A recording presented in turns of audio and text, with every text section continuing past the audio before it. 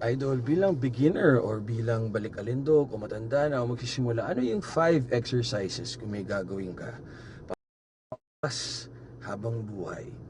So, kung papapiliin ka lang ng 5 exercises, unang-una dyan, back squat. Lahat na kasi kasali din core, erectors, lahat na sa lower, pati pag-balance, back squat. Kung lumakas ka dun, jump squat para mag-transition sa sa mga sports na explosive, running, track and field, basketball, volleyball, swimming. So na dyan, deadlift, ganun din. Pero i-control nyo yung negative, pati ito sa back squat. Dalawa na yun. Pangatlo, incline dumbbell press. Bakit incline, tsaka bakit dumbbell? Para yung range of motion, walang injury. Minsan kasi may mga range of motion tayo na mas flexible to, mas ganito, ganyan. Pati yung pronation, supination ng kamay.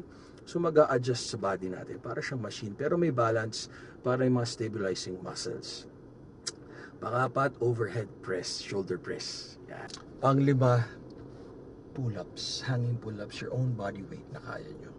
Kung di nyo kaya, lat pull down.